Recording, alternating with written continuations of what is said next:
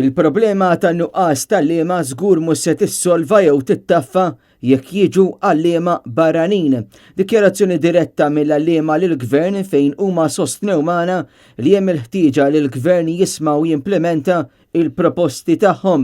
F'kummenti li tal dan l-istazzjon, il-President tal-Union tal-Għalliema, l-MUT, Marco Bonici, qal li l-Gvern ilu snin jipprova jagħmel dan iżda huma qatt maċċettaw. Kemm fir-realtà il-problema ta' għalliema ħadd irrisolva billi jkun hawn għalliema barranin.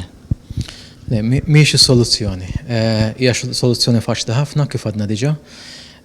Il-Gvern ilu madwar 3 snin jipproponi biex jipprova jġib għalliema barranin biex jagħmel tajjeb għan-nuqqasijiet li kien hemmhekk u hija proposta li aħna maċċettajniex. Bonici qal il-maġġoranza tal-proposti li huma taw lill-Gvern baqgħu ma twettqux. Tkellem magħna wkoll fuq il-bidliet li saru fil-kors biex wieħed isir għalliem. Il-kors kif inbidel, sfortunatament, ħajjar inqas żgħażagħ jersqu għall-professjoni. Ġifier qabel kien kors ta' 4 snin, kien B.Ed jew inkella First Degree PGCE u mbagħad sar 5 snin. Da ma hemmx. Dwar dan ħadna l-kumment ta' Graham Sansone mill-Union of Professional Educators, il-UPE, fejn tenna l-ħtieġa li jsiru t-tibdiliet neċessarji. Il-tul tal-kors li hemm preżenti. So ġifieri dan qegħdin ngħidu li għall-istess tul ta' kors wieħed inti jażel inti toroq oħra, jażel inti karrieri oħrajn li forsi huma iżjed stmati u jitħallsu ħafna aħjar. Sansone qal li l-għalliema ikunu eżawsti bl-ammont ta' xogħol li qed ikollhom u dan kollu minħabba d-deċiżjonijiet ħżiena tal-Ministeru tal-Edukazzjoni. Li dawn deħlin issa f'Settembru li ġej u dawn ħajkunu ġanti bil-matis finiti wara dak is-sajf li jippreparaw ix-xogħol.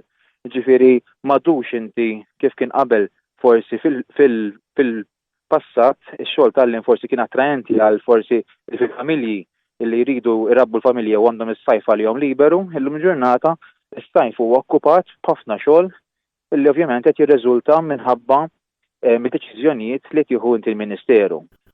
Iż-żewġ unions wrew it-tħassib tagħhom ukoll dwar il-fatt li ż-żgħażagħ mhux jidħlu f'dan is-settur edukattiv.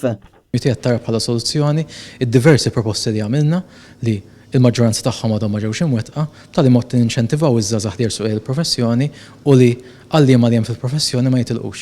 Ġifier għandna nibżgħu ħafna għall-għalliema li hemm fil-professjoni b'diversi modi kemm finanzjarjament u anke bl-ammont ta' xogħol li qegħdin nitfgħu fuqhom minn ġurnata l-oħra u għandna nħarsu lejn iż-żgħażagħ. Hemm bżonn inti li żgħażagħ tagħna fl-università li qed jagħmlu inti